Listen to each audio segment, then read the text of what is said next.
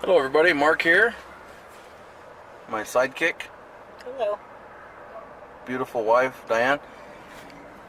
Hey, when we were growing up, there was an old hotel. It was called the Buena Vista, and there was a bar with it, and it was called the Matador, and a restaurant. The restaurant, well, it was a couple different names. It was called the Gaslight when we were kids, and then they switched it over, and they had a pizza joint there and stuff like that. But the hotel is pretty famous. It's got a lot of celebrities were there. You know, George Jones, Waylon Jennings, a bunch of them. There's about. They say it was haunted too. Yeah, and then there at the end they said it was haunted. But I'll give you some more information. I've got all the information on it. I just wanted to show you first. Anyways, where it used to be, they should have kept it because it was noted as a historical building like in 1988, I believe. But then they ended up tearing it down. But what happened is the state got the land, and they turned it into the motor vehicle department, which sits on the corner now. But it took up pretty much this whole block. I'll drive around the other side here. I don't want to get outside because the wind's so bad. I need to get a little wind filter for my camera. But anyways, it pretty much took up this whole block, and they had a swimming pool. Remember, the swimming pool was it was like right here somewhere, right where we're at in the car, the pool, and it was like a 3-story hotel, was it? 3-story? Yes, I believe it was.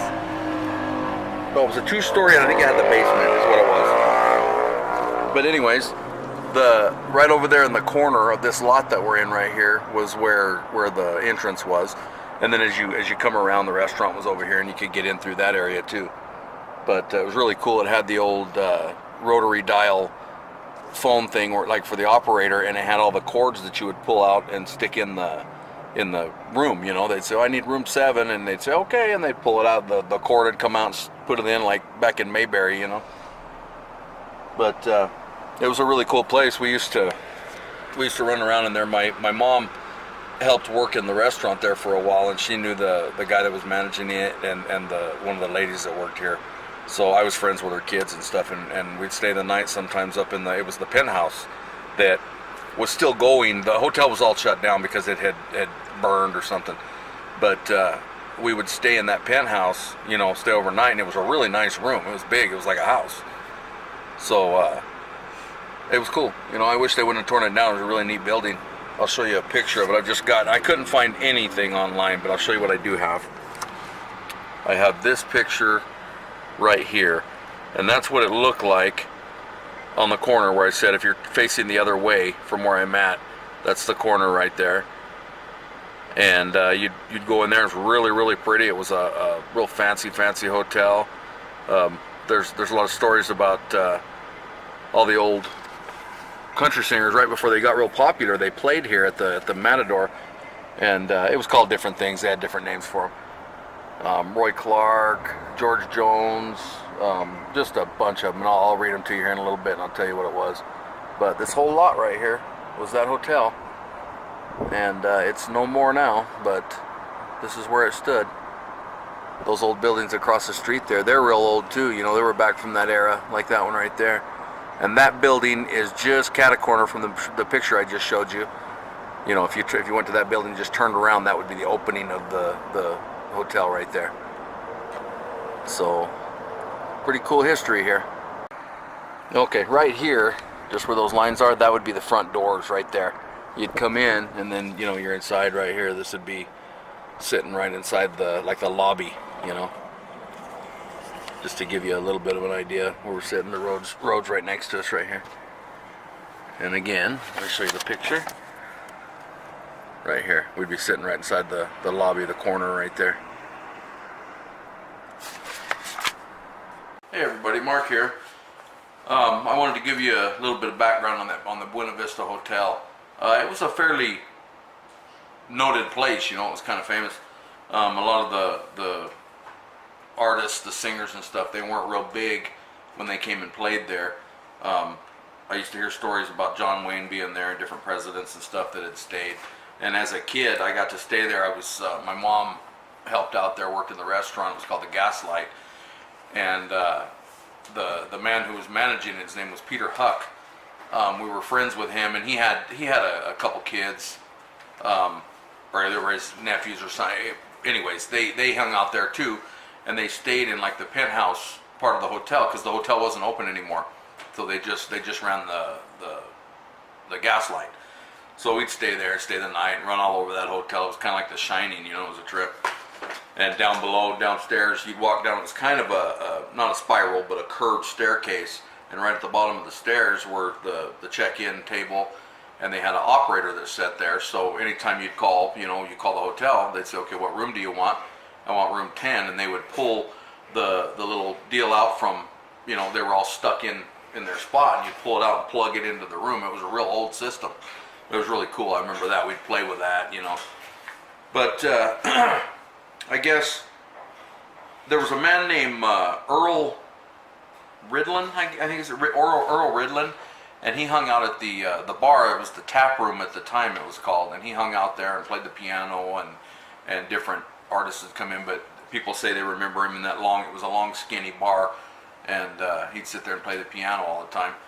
Well, as things were more popular, they needed something bigger, so they built onto it, and they ended up overall calling it the Matador, and that's what I remember it was the Matador.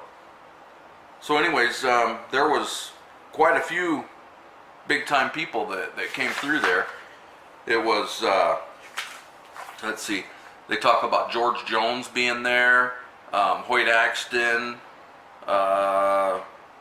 let's see, Hoyt Axton would bring his mother. Her name was May, and she apparently wrote the words for Elvis's song Heartbreak Hotel while staying at the Buena Vista. And Waylon Jennings, Buddy Holly came to the Buena Vista. He was there. Patsy Cline, Slim Whitman, Billy Walker, Lefty Frizzell, Glenn Campbell, Willie Nelson, Roy Clark, Dave Murphy. He had a story of how Roy Clark's first break came while he was playing at the Matador. And Dave Murphy's, I believe, he's from here, from Safford. And it says one evening Clark got a call from Jimmy Dean, who was a guest. He was going to be the guest host for Johnny Carson on the Tonight Show. So he got invited to the Tonight Show, played that, and that kind of opened up his future, And Bob Wills, he played at the Matador. And let's see, it says here, when Bob Wills appeared at the Matador room, he invited local Frank Fox to play backup and was not to be outdone by an appearance by Roy Rogers and Dale Evans. And so what they're saying is they would always have like a local hanging out there, and the local would come up and play for them, whatever the instrument they needed. If they needed the guitar, the piano, whatever, they'd play it for them. So I guess after a certain time, stuff started dying down. Oh, there was a lady though named, let's see, let me find her last name, Patsy Montana, and she recorded like her hit off an album was recorded at the Matador. Let's see. Oh, and Diane told me to remind. There's a story here talking about Walt Disney being there and taking walks down through Safford Main Street. I've heard a bunch of stories of how he portrayed his Main Street in Disneyland, but there was a rumor that part of that kind of came from his walks around by the hotel and stuff like that. I had heard it's more his hometown. He tried to mimic out of his hometown, which I think that's probably the better story. But I guess after the years went by, it just kind of died down. Let's see, it says here in the 1970s, that's when Peter Huck came into the hotel, and he was still renting out the hotel at that point. But shortly after that, it kind of just died off. Country music wasn't, or anyways, in that venue wasn't a big deal anymore. And then they ended up in, I believe it was 1988, they made it a, what do you call that? Where it's a historic building in 1988. And they still ended up tearing it down. I don't know how that goes about, because usually when they make it historic, I thought they kind of keep them. But anyways, I couldn't find any pictures on it. I've looked all over, you know, maybe if I look around a little more I can find them, but I looked all over and I couldn't find any pictures of it. But it was a really cool place. Diane used to go in there too and hang out a little bit, and you know, as kids you sneak in, and there used to be a swimming pool out back. Of course that was drained, and you know, when nobody was around it was all drained and you couldn't use it. But anyways, I thought it was kind of cool, the history here, you know, and I just figured I'd share it with you guys. I hope you enjoyed it. Please like and subscribe if you liked it, and we will see you tomorrow. Thanks.